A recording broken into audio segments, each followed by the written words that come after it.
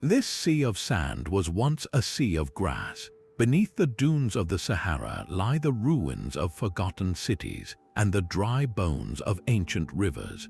I am going to guide you through the incredible true story of the lost river civilizations, revealing how they thrived and why they vanished. You will discover how advanced societies built empires in a green paradise and what their fate can teach us about our own world. We will uncover why their sophisticated technology could not save them and what mysterious forces erased their world from the map. What do you believe is the greatest challenge a civilization can face? The Sahara was not always a barrier of sand. For millennia, it was a cradle of life. This era, known to scientists as the African humid period, transformed northern Africa into a sprawling green paradise.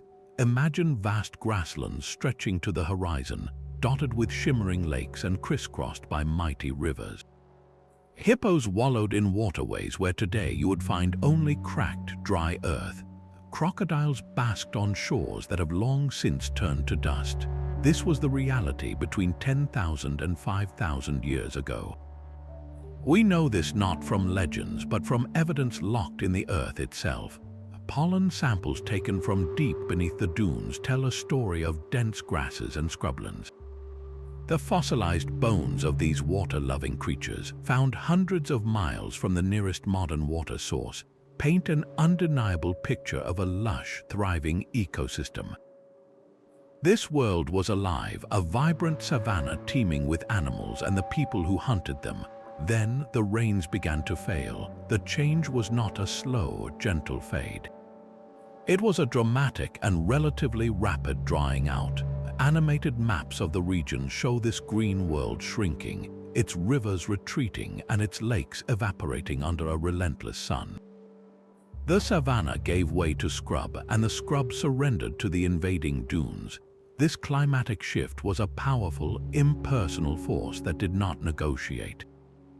The communities living in this paradise were presented with a stark, simple choice. They could adapt to the harsh new reality of the desert, or they were forced to abandon their homes and migrate. Their decision would set the stage for the rise of civilizations along the world's greatest river.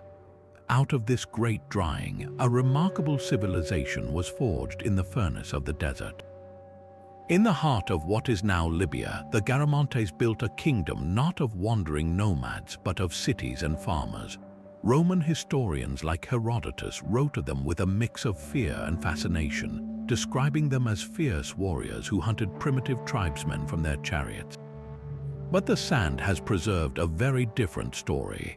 Archaeology reveals they were a sophisticated, urban society with a capital city, Garama, that boasted monumental tombs and bustling marketplaces.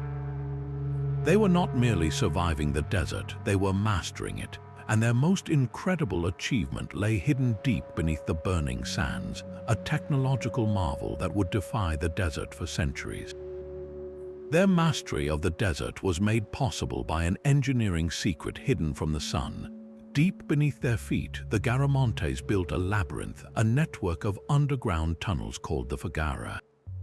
These were not simple ditches. They were meticulously engineered aqueducts carved through rock and soil, sometimes stretching for hundreds of miles. Their brilliant design tapped into a vast, ancient treasure, fossil water. This was not rainwater from a recent storm, but water from a bygone green age, trapped in deep underground aquifers for thousands of years. Think of it as a massive, natural reservoir buried deep beneath the sand, a legacy of the Sahara's wetter past. The Garamantes learned how to unlock it. They began by digging a mother well, a deep shaft that reached all the way down to the water table. From there, they would tunnel backwards, carving a gently sloping channel through the earth towards their fields and cities. But how did they keep the tunnel from collapsing, and how did they build it with such a perfect, consistent slope without modern tools?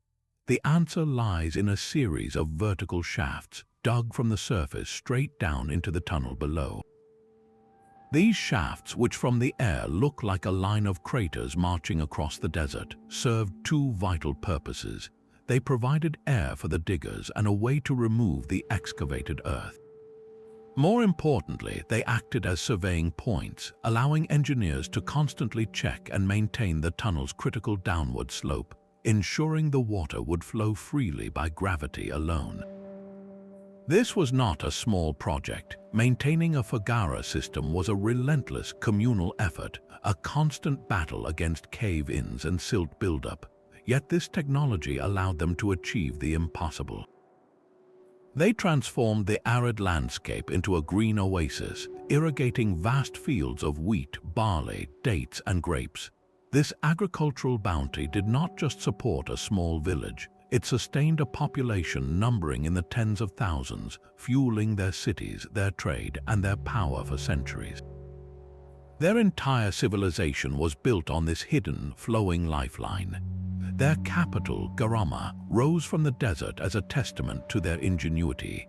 This was no simple oasis town, but a true urban center with monumental mud brick architecture, grand tombs for its kings, and a bustling economy. The Garamantes did not live in isolation. They sat at the heart of a vast trade network, their caravans crossing the Sea of Sand to connect the Mediterranean world with the interior of Africa.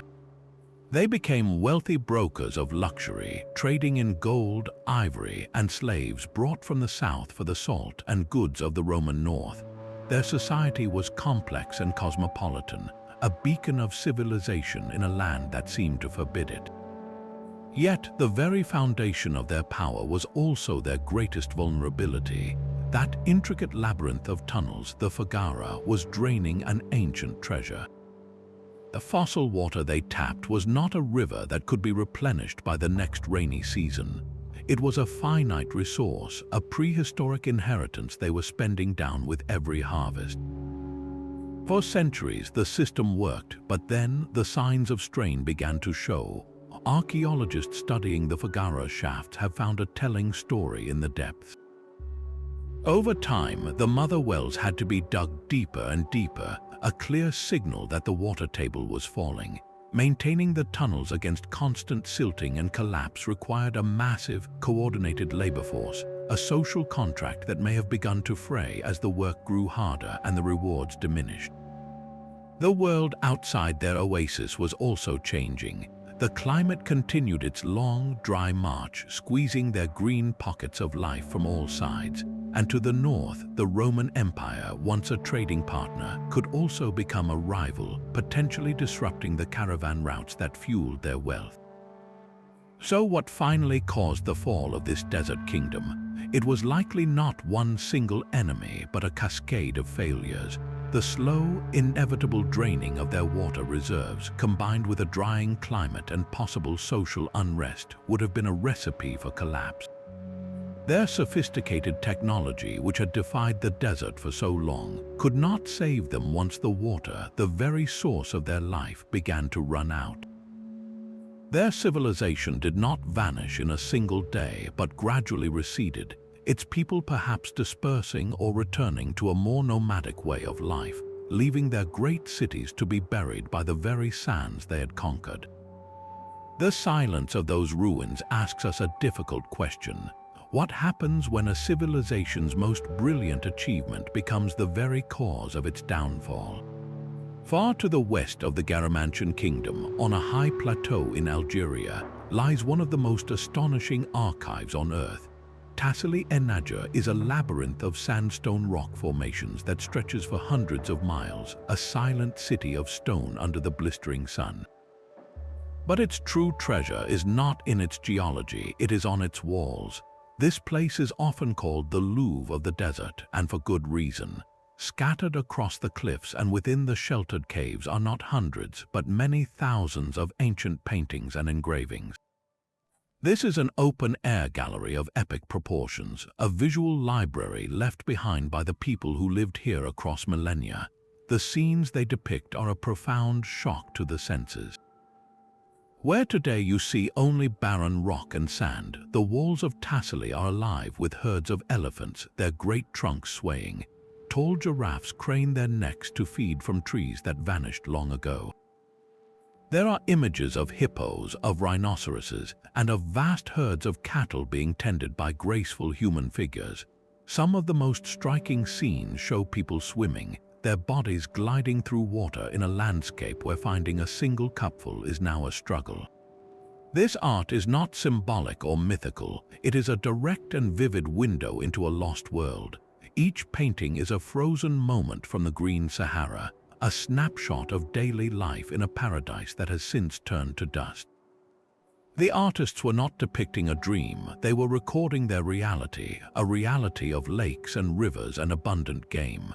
This gallery stands as an undeniable testament, a silent witness to the fact that the world we see is not the world that always was. The very existence of these images forces us to ask who were these artists and what were their lives truly like before the great drying began. These ancient canvases are not a single story, but a layered chronicle of time itself. The earliest works from what scholars call the Roundhead period are the most enigmatic. These figures are not realistic portraits but ethereal, otherworldly beings. They appear as tall, graceful forms with large, rounded heads and often feature strange, decorative patterns on their bodies. Some seem to float or dance in a spiritual realm, accompanied by masks and mysterious symbols. This art feels deeply ceremonial, a window into a society whose primary relationship was not just with the animals around them, but with the cosmos itself. It was a world rich in myth and ritual, painted when the Sahara was still a land of plenty. Then, the artistic focus shifts dramatically, and we enter the Bovidian period. The mystical figures recede, and the wall becomes a bustling pastoral scene. Here, the artists documented their daily reality with stunning clarity. We see detailed depictions of vast herds of cattle, with careful attention paid to their different coat patterns and horn shapes. Scenes show men milking cows, women tending to children beside their huts, and communities gathered in vibrant social life. This is the golden age of the Green Sahara, a time when society was built around livestock and the lush savanna that sustained them. The art is a direct reflection of a people completely in tune with their environment, a testament to a life of pastoral harmony that thrived for centuries. But the gallery has one more major chapter to reveal. In the final layers of art, a new and powerful symbol races across the rock faces, the horse-drawn chariot. These are not the heavy wagons of later eras, but light, fast war carts, often shown with a single figure standing tall, controlling the galloping team. The appearance of this technology is a revolution. It signals contact with the Mediterranean world, likely through civilizations like the Phoenicians or the Garamantes to the east. The chariots tell a story of a world in rapid transition. The environment was drying, the great herds were dwindling, and the very basis of society was changing. In this new, harsher Sahara, survival was no longer just about managing cattle. It became about speed, trade, and connecting distant oases. The chariots represent a shift from a localized, pastoral existence to a more mobile, outward-looking, and trade-based way of life. The art itself becomes less about documenting daily peace and more about projecting power and movement across a landscape that was closing in. This layered gallery, from spiritual giants to peaceful herders to charioteers, is one of humanity's most profound records. It shows us not just a changing climate, but the resilient, adaptable human spirit responding to the end of a world. The rock art of Tassili and Naja gives us faces and stories, but it leaves a larger geographical mystery hanging in the dry air. Where did all that water come from? The hippos needed to swim, the cattle needed to drink, and the artists needed life-giving rivers. For decades, this was a puzzle with only scattered pieces. Then, from the void of space, a ghost emerged. Scientists analyzing radar data from a space shuttle mission made a staggering discovery. Their instruments, capable of peering through the dry sand to the ancient topography below, revealed the faint, sun-bleached skeleton of a colossal river system. They named it the Tamanrasset River. This was not a small seasonal stream. The data suggested a river of almost unimaginable scale, a waterway that would have dwarfed most on Earth today. Its proposed course is breathtaking. It would have begun in the southern Atlas Mountains, where monsoon rains fed its headwaters. From there, it is believed to have flowed westwards for over 500 kilometers, a massive vein of life cutting across what is now one of the most barren parts of the Western Sahara. Its final destination was not an inland sea, but the vast Atlantic Ocean emptying into the coast near Mauritania. If these findings are correct, the Tamanrasset was not just a river. It was a veritable Nile of the Sahara, one of the largest river systems the world has ever known. This changes everything. A river of that magnitude does not just support scattered groups of pastoralists. It creates corridors for migration, for trade, for the exchange of ideas on a grand scale. Its fertile floodplains could have supported agriculture far more intensive than anything the Garamantes managed with their underground tunnels. This single lost artery could have been the cradle for entire civilizations that are completely unknown to history, societies that thrived along its banks and vanished so completely that not even their stories remain in local legend. The silence surrounding the Tamanrasset is deeper than the silence of the Garamantian ruins. It is the silence of a potential world lost, a blank page in the human story that we are only just beginning to read. This hidden river, the Tamanrasset, is no longer just a theoretical ghost. We can now see its bones with our own eyes, thanks to a revolution in seeing the unseen. A new field, satellite archaeology, is peeling back the Saharan sands without moving a single grain. The tools are not shovels and brushes, but orbiting eyes that see in wavelengths of light invisible to us. One of the most powerful is radar. A satellite sends a radar pulse down to the desert surface, and it penetrates the dry, loose sand. When that pulse hits the harder, more compacted soil of an ancient riverbank or a buried settlement, it bounces back with a different signature. By meticulously mapping these subtle differences in the terrain, scientists can trace the faint, sun-bleached outlines of a world we thought was lost forever. Another technique, multispectral imaging, analyzes the health and composition of surface vegetation. Plants growing over the rich, moist silt of a buried river channel will be slightly healthier and greener than their neighbors, creating a spectral fingerprint that betrays the hidden watercourse below. The result is a map of ghosts. Specific satellite images reveal the Tamanrasset's paleo-channels, the ancient paths of its flow, snaking across the desert in stunning, intricate detail. What was once an abstract idea, a river mentioned in a scientific paper, becomes visually tangible and breathtakingly real on a screen. You are not just being told about a lost river, you are looking directly at its fossilized imprint.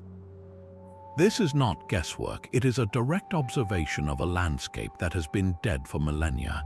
These technologies are doing more than just mapping rivers. They are revealing the entire anatomy of the Green Sahara, identifying the shores of vast, vanished lakes and pinpointing the locations of potential archaeological sites, guiding ground teams with unprecedented precision. We are no longer just digging in the sand and hoping for a clue. We are being given a detailed map of a lost continent, a guidebook to a world that vanished beneath the dunes.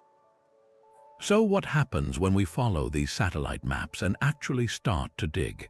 What secrets do these newly discovered sites hold about the people who lived along these mighty, lost waterways? A journey to the heart of Niger reveals a place where the sand gave up its most intimate secret. This is Gobero, a Stone Age cemetery that has held its silence for nearly 10,000 years. Here, archaeologists uncovered not a handful of graves, but hundreds of human skeletons lying in repose beneath the baking sun. This is the oldest known graveyard in the entire Sahara, a sprawling necropolis from a time when this was a land of lakes. The burials are not just piles of bone, they are frozen moments of profound humanity. One man was laid to rest with his head resting gently on a pillow of flowers, their delicate pollen preserved for millennia. A woman was found curled on her side as if in sleep, a child cradled in her arms. Another skeleton was discovered with a beautiful carved bone harpoon point placed carefully beside him, a hunter's tool for the afterlife. These people were not left to the elements, they were honored. They were buried with the things that defined their lives, elegant pots that once held water and food, intricate jewelry made from shells and ivory, and those deadly, efficient harpoons. Each object is a whisper from a world we are only just beginning to understand. The graves tell a story of two distinct peoples who called this lakeshore home, separated by 1,000 years of climatic change. The first were the Kiphians, tall, powerfully built hunters who arrived when the lake was at its fullest. Their bones speak of lives of immense physical activity, with strong muscle attachments and robust frames. They were masters of the water, and their burials are filled with the tools of their trade, those finely crafted harpoons used for hunting the large fish that teemed in the lake like giant Nile perch. They were a healthy, successful people living in a land of incredible abundance. Then, around 8,000 years ago, the climate became drier for a time. The Kiphians vanished from Gobero, the lake shrank and the land became more arid. 1,000 years later, a new culture arrived, the Tamanrasset. Their story is written in a different kind of bone. The Tamanrasset were shorter, more gracile, and their burials reveal a different way of life. They were pastoralists, herders of cattle. We know this not from the bones of the cattle themselves, which are rarely preserved, but from the chemical signature locked within the Tamanrasset's own skeletons. The food and water you consume leaves a permanent chemical record in your bones, a dietary diary that lasts for millennia. Isotopic analysis of the Tamanrasset remains shows a diet rich in terrestrial plants and animal milk and meat, a clear shift from the fish-dominated diet of the Kiphians. This simple scientific fact opens a window into their entire world. It tells us they were adapting to a changed environment, one where the Great Lake was smaller and grasslands for their cattle were more important. Their social structure seems to have been different too. One famous burial, known as the Stone Age monarch, was a man buried in an elaborate pose atop the shell of a turtle, surrounded by exquisite ivory jewelry. This suggests a society with social hierarchy where certain individuals were accorded special honor in death. The care taken in these burials, the personal objects placed with the dead, points to a complex spiritual belief system, a deep reverence for their ancestors, and a profound belief in a world beyond this one. Gobero does not just give us skeletons, it gives us people. We see their strength, their adaptability, their love, and their loss. In this silent cemetery, we find the most intimate portrait of all, a testament to the human capacity to build a meaningful life and to face death with dignity, even at the edge of a vanishing world. One burial at Gobero reaches across the millennia to touch the heart. It is the grave of a woman lying on her side. Curled against her are the skeletons of two children, one nestled in the crook of her arm, the other resting close by. Their bones speak a silent, powerful language of intimacy and loss. This poignant arrangement was clearly deliberate, a final act of care from a community that buried them together. But what story do these intertwined skeletons tell? The most immediate interpretation is one of profound tragedy. Perhaps the woman died in childbirth along with her newborn, and a second, older child succumbed shortly after from grief or illness. It is a scene of devastating personal loss that feels hauntingly familiar, yet other possibilities linger in the desert air. Could this have been a ritual sacrifice, a desperate offering by a community facing a crisis like drought or famine? Or is the simplest explanation the most powerful? This may be nothing more and nothing less than a family laid to rest together, a final, eternal embrace expressing a bond that even death could not break. We will never know their exact story, and that is part of its power. This grave moves beyond data and carbon dates. It forces us to see these people not as subjects of study, but as individuals who loved, who grieved, and who sought meaning in the face of mortality. The careful placement of their bodies, the quiet dignity of their shared rest, tells us that for the people of Gobero, family and community were the ultimate sanctuary. Their emotional world, with all its joy and sorrow, was as rich and complex as our own. In the silent eloquence of that one grave, we find the universal human truths that connect their vanished world to ours. The same stone walls that show us hippos and herds also open a doorway into the minds of the people who lived here.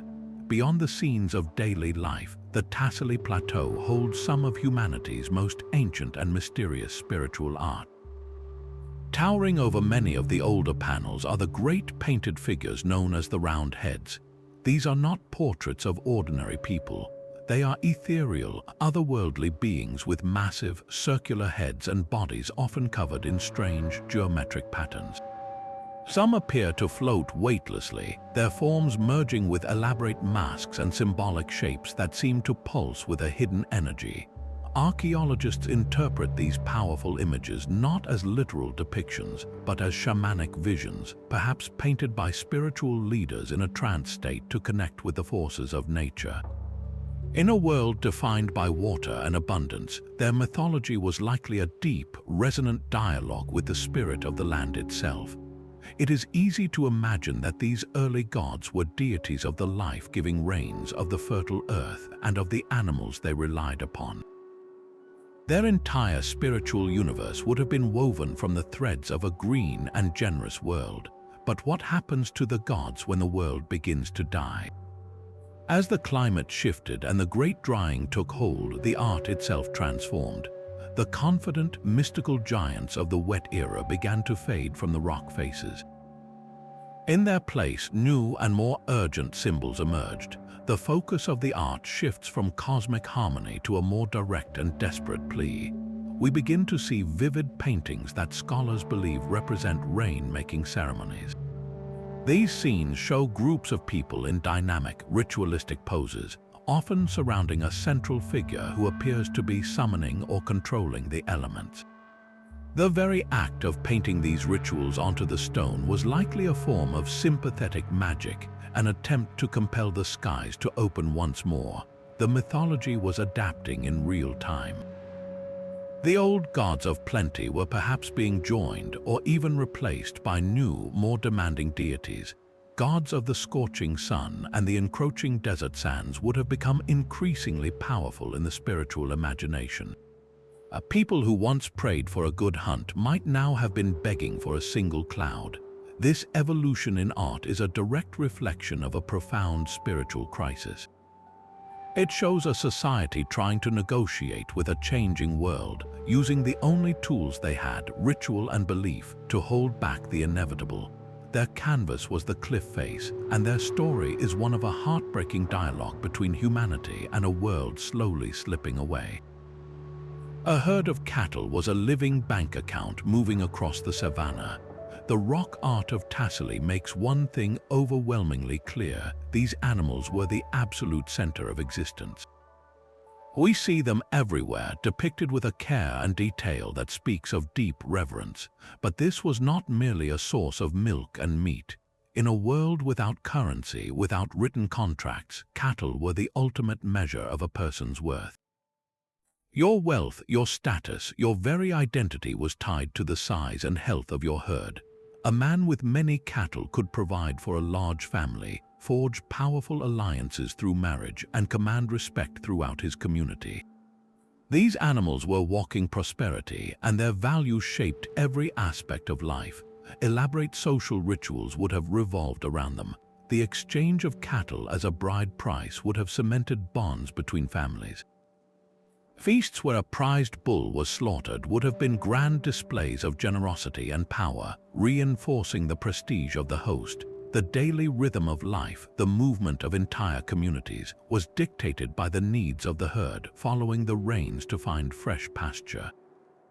This was a culture built on the hoof, a symbiotic relationship between people and their animals that defined the Green Sahara for thousands of years. And that is what makes its collapse so profound. When the rains failed and the grasslands began to wither, it was not just an environmental shift. it was the collapse of an entire economic and social system. The very definition of wealth was drying up and blowing away. The pastures that supported the great herds turned to dust, and the lakes where they drank vanished into the air. A society organized around the abundance of cattle could not simply continue when that abundance disappeared.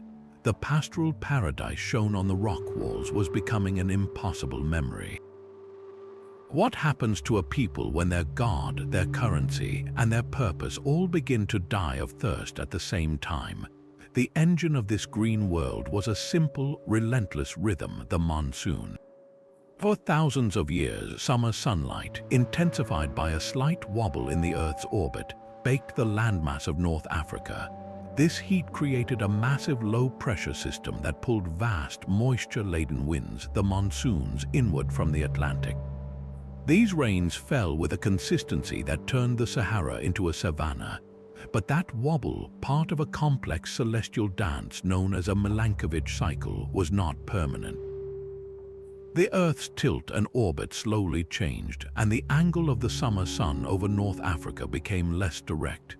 The land did not heat up as intensely. That great atmospheric engine, the one that pulled the life-giving rains across the continent, began to sputter and lose its power. The monsoons weakened and their reach retreated southward.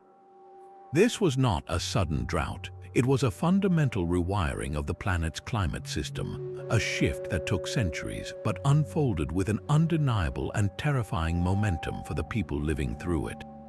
The first signs would have been subtle. An old, reliable spring might have yielded less water one year. A familiar pasture took longer to recover after the seasonal rains.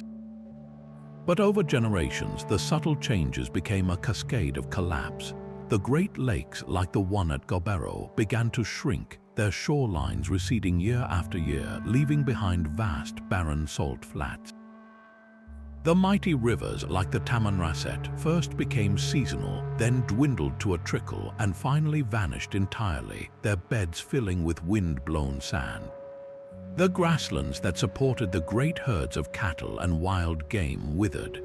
Without their deep roots to hold the soil together, the earth itself became vulnerable. The topsoil, stripped of its protective cover, dried out and was lifted by the wind, becoming the very dunes that would eventually conquer the land. What was once a sea of grass was becoming a sea of sand, one grain at a time. For the people watching this happen, it was a slow-motion catastrophe. They were not facing a single bad season, but a permanent alteration of their world. The choices they had were brutal and stark. They could dig deeper like the Garamantes, chasing the vanishing water underground until that too was gone. They could follow the retreating rains south, abandoning the homes and graves of their ancestors.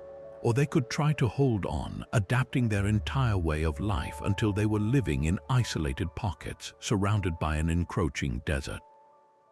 This was the great grinding pressure that reshaped human destiny in North Africa. It was a crisis that asked one relentless question: how do you build a future when your world is literally turning to dust?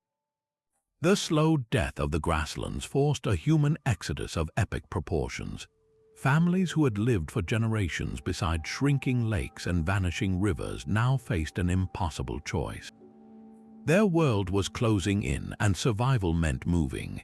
The great diaspora from the drying Sahara did not follow a single path, but splintered in multiple directions, each route shaping the future of a continent. One of the most significant movements was to the south.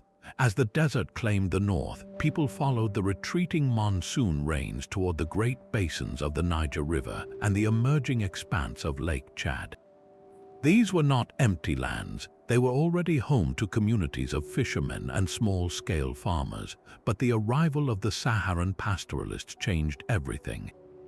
These newcomers brought with them a deep, generations-old knowledge of animal husbandry and the social structures needed to manage large herds. They introduced new breeds of cattle, and with them a new form of wealth and power. The fusion of these cultures along the fertile banks of the Niger and the shores of Lake Chad laid the very foundations for the sophisticated urban centers and powerful kingdoms that would later rise in West Africa, kingdoms whose roots were watered by the desperation of a people fleeing a dying homeland. But the south was not the only destination. Other groups turned north, driven toward the Mediterranean coast and the one great river that still flowed reliably from the heart of Africa, the Nile. Imagine the scene as these desert refugees, hardened by generations of adaptation, arrived at the edges of the Nile Valley. They brought with them more than just their belongings. They carried a profound understanding of the desert, of survival in arid lands, and perhaps most importantly, they brought new ideas, technologies, and a resilient spirit forged in the furnace of the Sahara. Could this mass migration have been a hidden catalyst for one of history's greatest civilizations? Some scholars now posit that the influx of Saharan peoples into the Nile Valley provided a critical population boost and a cultural spark during the formative period of ancient Egypt. The timing is compelling. The consolidation of Egyptian culture and the rise of its first pharaohs coincide remarkably with the final, most intense phase of the Saharan exodus. The early Egyptians' mastery of irrigation, their veneration of cattle, and even some of their artistic motifs and symbols bear a striking resemblance to the cultures depicted in the rock art of the lost Green Sahara. It is a powerful and haunting thought. The Sahara, which we see today as a vast, empty barrier, may have once been a bustling heartland whose collapse in its final act helped seed the brilliance of the Nile. The silence of the desert, then, is not just a story of endings. It is the prelude to a dozen new beginnings, a forgotten catalyst that helped shape the world we know. The romantic idea of a lost Saharan metropolis, a stone city swallowed by the dunes, has captivated explorers for centuries. Legends speak of Zerzura, a white city full of treasure guarded by sleeping giants. Some have even tried to link the Sahara to the myth of Atlantis, suggesting a grand civilization was erased by the desert in a single, catastrophic event. But the truth is far more fascinating and far more human than these fictions. Why would a civilization that mastered its environment with such brilliant flexibility build a vast, permanent city of stone in the first place? The very nature of their world made it impractical. This was a landscape defined by water, not by rock. Their lives were tethered to the shifting locations of oases, seasonal lakes, and riverbanks. A massive, static city would have been a liability, not an asset, in a world where the water sources could shrink or move over a generation. The archaeological evidence we do have, from the Garamantes to the people of Gobero, points to a different model of society. The true cities of the Green Sahara were not monuments of stone. They were networks. They were sprawling, interconnected communities of smaller settlements, temporary camps, and seasonal meeting places, all orbiting around critical water sources. Think of them not as a single, dense urban center, but as a constellation of life scattered across a green plain. A central oasis might support a more permanent village for part of the year, a place for craft specialists, rituals, and trade. But when the dry season came, the pastoralists would move their herds to distant pastures, setting up mobile camps and maintaining social ties across vast distances. These networks were the engine of their civilization, allowing them to utilize the entire savanna efficiently. Their wealth was in their cattle, their knowledge, and their social bonds, not in fixed architecture. This is precisely why their world is so hard for us to find today. A stone pyramid stands for millennia. A mud brick wall, even when buried, leaves a distinct mound. But what remains of a circle of hide tents, a seasonal fishing camp on the shores of a long-vanished lake, or a gathering place marked only by hearthstones and pottery shards? These traces are subtle, scattered, and incredibly fragile. They are easily erased by thousands of years of wind and the relentless march of sand. We are not looking for a lost city. We are searching for the ghost of a network, the faded pattern of a people who lived in harmony with a world that was always in motion. The real mystery is not a place called Zazura, but how we can learn to see the invisible connections that once made the desert bloom. Those graceful chariots carved into the cliffs were more than just impressive new art. They were the engines of a revolution, the sound of a society changing gear under immense pressure. Around 1200 years before the Common Era, this transformative technology arrived from the Mediterranean world, likely through contact with the Phoenicians or other seafaring cultures. The horse and the lightweight, spoked-wheeled chariot did not just offer a new way to travel. They completely rewrote the rules of survival in a landscape that was rapidly turning to desert. Imagine the advantage. A journey that might have taken a pastoralist weeks on foot with a slow-moving herd could now be accomplished by a charioteer in a matter of days. This was not merely about convenience, it was about power. Speed meant control. A chief with a squadron of chariots could project his influence over vast distances, protecting his clan's dwindling water holes from rivals or launching raids to seize the precious resources of others.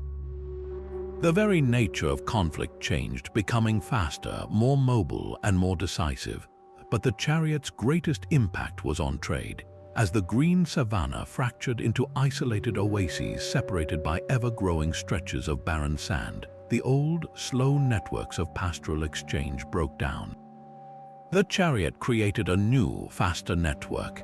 It allowed for the establishment of reliable, long-distance trade routes between these green islands.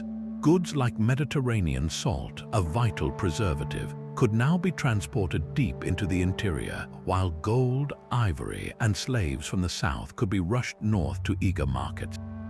This was the birth of the trans-Saharan trade in earnest, a system that would enrich empires for centuries to come. The society that emerged from this shift was fundamentally different from the pastoral world that came before. Wealth was no longer measured solely in the number of cattle you owned, a form of capital vulnerable to a single drought. Now, wealth was in control over the trade routes and the luxury goods that flowed along them.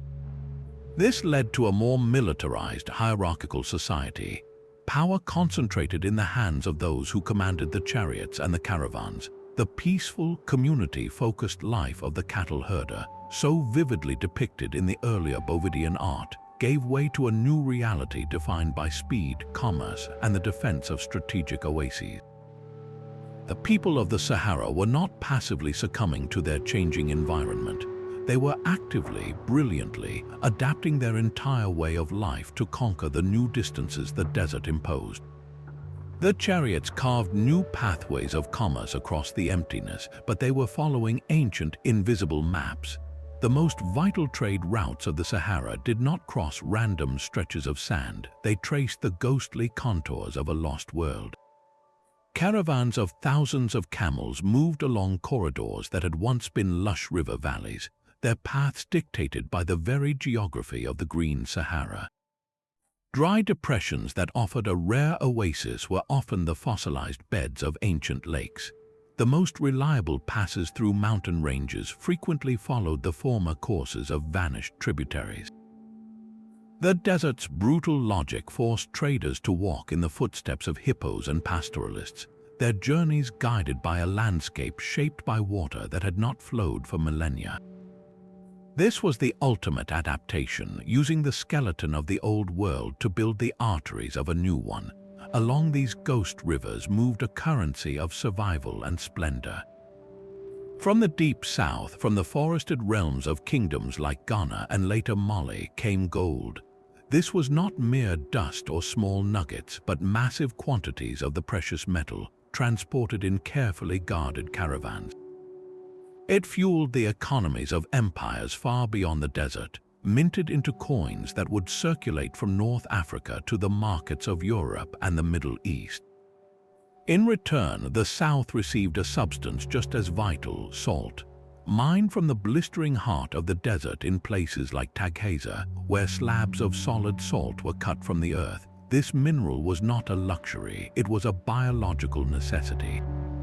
In a hot climate where people and animals lost salt through sweat, and in regions where diets lacked it, salt was life itself. It preserved food, sustained health, and became so valuable that south of the Sahara, pound for pound, it was often traded for an equal weight in gold. A silent, staggering exchange was taking place across the dunes, life-giving salt for empire-building gold. But this trade had a third, tragic commodity: human beings. The trans-Saharan slave trade was a brutal and enduring reality. People captured in wars and raids south of the desert were forced to march north along these same routes, destined for markets in the Mediterranean world and beyond. Their lives were exchanged for the goods that enriched kingdoms and merchants. This human traffic reminds us that the networks born from the desert's transformation were not solely stories of ingenuity, but also of profound suffering and exploitation. The legacy of the Green Sahara, then, is deeply complex. Its fossilized geography provided the roads for a trade that connected continents and built fabulous wealth, yet it also facilitated a system of human bondage that scarred the region for centuries. The very paths that once carried life-giving water now carried the full spectrum of human ambition, from the brilliant to the brutal. Their legacy is carried today by the people who still call the deep desert home. The Tuareg, often called the Blue Men for the indigo dye of their majestic robes, are the Sahara's living memory. They move with a grace born of millennia, their caravans tracing paths first walked by the Garamantes and the ancient pastoralists. Many scholars see a direct lineage, a cultural thread connecting these modern nomads to the powerful kingdom that once mastered the foggara. Their language, Tamashek, is a branch of the same Berber family spoken across North Africa for thousands of years, a linguistic echo of a time when the desert was a crossroads of peoples. They are not merely survivors in a harsh land, they are its guardians and interpreters. Their profound knowledge of the desert is a map written not on parchment, but in the stars, the wind patterns, and the subtle shifts in the sand. They can find water where a stranger would see only barren rock, recognizing the specific plants that betray a hidden aquifer below. This wisdom, passed down through countless generations in oral traditions and poetry, is the accumulated intelligence of the Saharan people, a direct inheritance from the green world that once was. For centuries, their role was indispensable. They were the guides and protectors of the great trans-Saharan caravans, the only ones who could navigate the ocean of dunes and ensure the lifeblood of trade continued to flow. A Tuareg caravan leader did not just know the way, he knew the locations of every secret well, every sheltered valley, every potential ambush site. He carried in his mind a living atlas of the desert, a map that included the stories of those who had come before. Their oral histories and epic poems are more than just entertainment. They are a historical archive preserving the names of ancient wells, the locations of forgotten settlements, and the tales of great migrations. In their traditions, we can sometimes catch a faint, distorted reflection of the Garamantian world, a whisper of a time when their ancestors built cities and tapped the earth's deep water. The Tuareg represent a profound continuity. They are a living bridge connecting our modern world to the lost river civilizations, a reminder that the desert story did not end with the last drop of fossil water, but transformed into a different, equally resilient chapter of human endurance. Heinrich Barth was a man driven by an obsession to fill in the blank spaces on the map. In the 1850s, this German scholar undertook a monumental expedition across the Sahara, a journey so perilous most of his companions would not survive it. He was not a treasure hunter, but a meticulous recorder, learning local languages and carefully documenting everything he saw. When he reached the desolate region of the Garamantes, he found not just ruins but a name, Garama, whispered by the local Tuareg. He sketched the crumbling walls and grand tombs, becoming the first European to bring this lost kingdom back into the light of history. But for over a century, his work was largely forgotten, dismissed as the ramblings of a man who had spent too long in the sun. The true scale of the Garamantes' achievement would remain buried until another explorer arrived with new tools and a new perspective. centuries later, David Mattingly and his team brought not just shovels but satellites. His Garamantes project faced a brutal environment where summer temperatures could melt the rubber on their boots and sandstorms could erase a dig site in hours. Their painstaking work revealed the shocking extent of the foggara system, proving this was not a minor outpost but a sophisticated state. They mapped hundreds of miles of these underground tunnels, a discovery that fundamentally rewrote the narrative of the Sahara. It was no longer a place that civilizations merely passed through, but one where a powerful and innovative society had risen from the sand itself. Their work proved the Garamantes were not the primitive barbarians described by Rome, but master engineers who built an empire on fossil water. While Mattingly was deciphering the Garamantian world, a different kind of explorer made a discovery that reached even further back in time. Paul Sereno, a paleontologist famous for digging up dinosaurs, was searching for ancient bones in the Sahara Desert of Niger. His team was scanning a windswept landscape of sand and stone when they noticed something strange.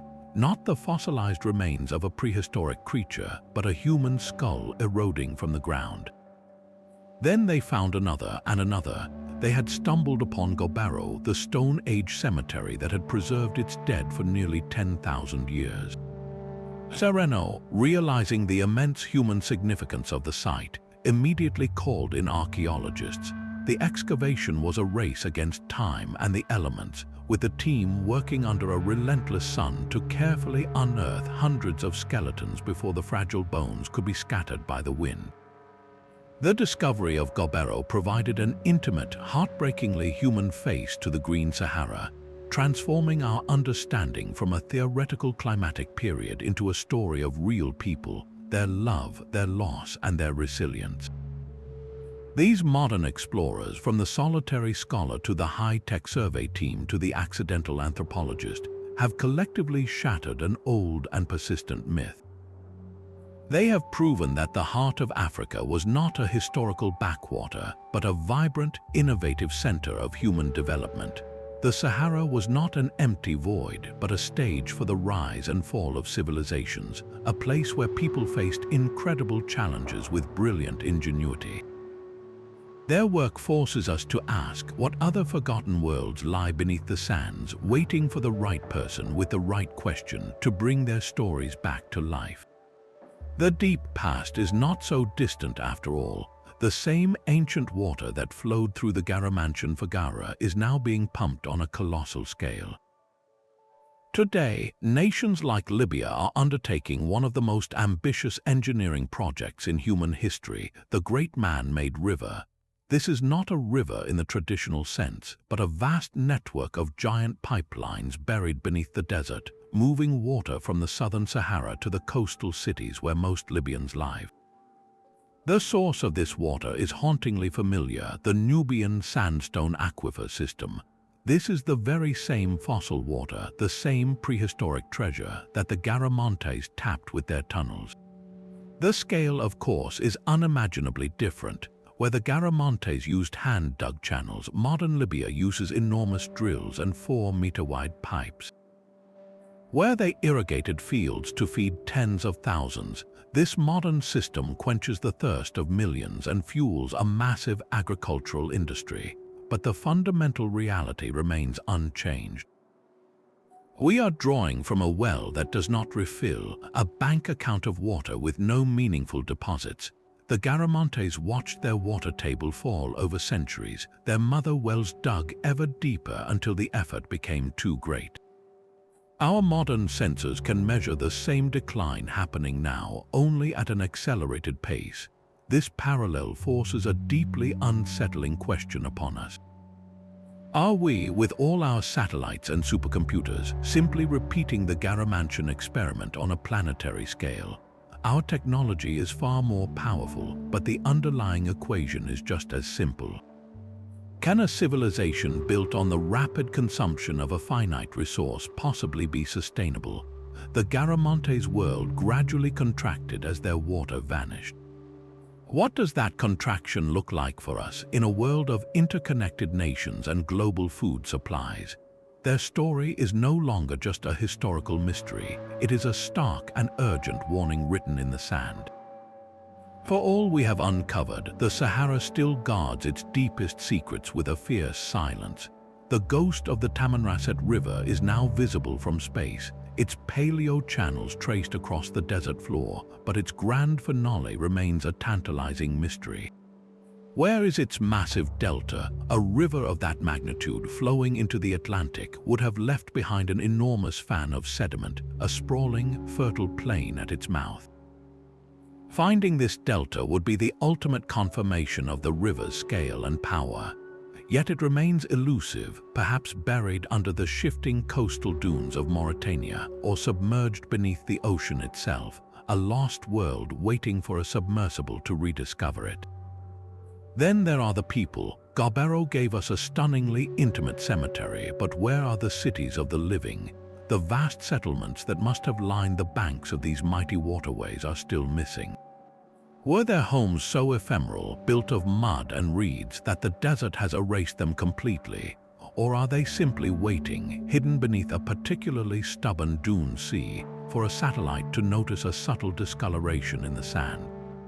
The Garamantes showed us that desert civilizations could be sophisticated and urban, yet we have only excavated a fraction of their world. How many more of their cities, with their intricate foggara networks and bustling marketplaces, lie completely unknown under the sand, their stories untold?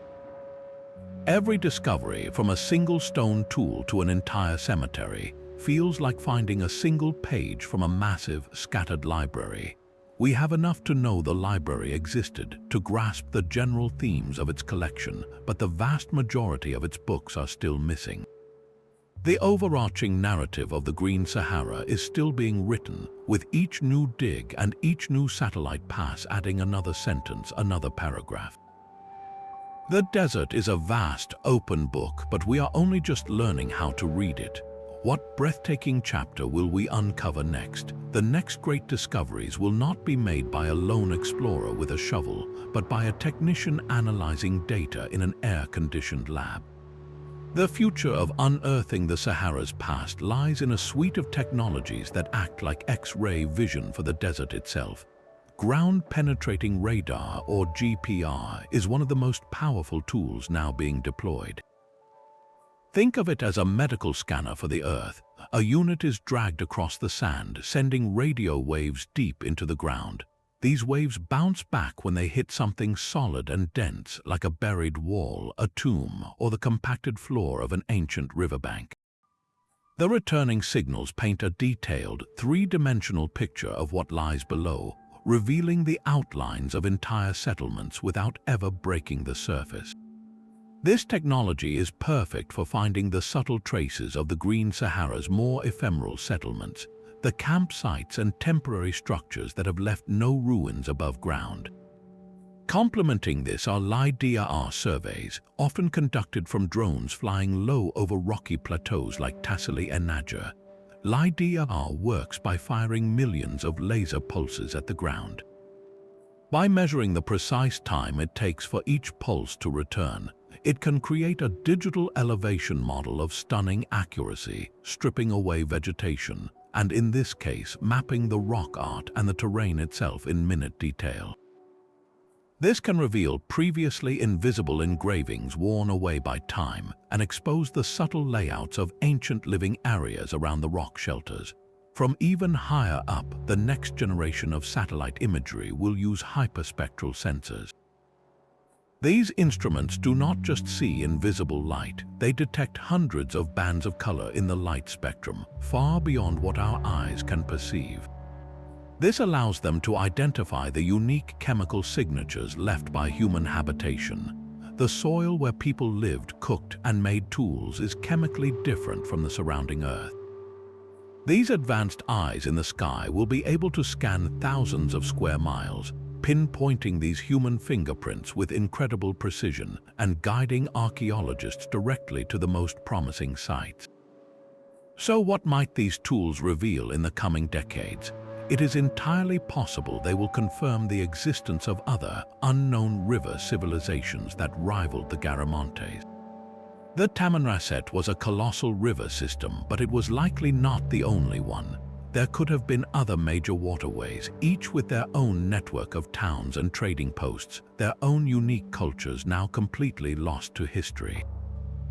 We could find the true scale of Garamantian influence, uncovering a dozen more of their cities still sleeping beneath the dunes.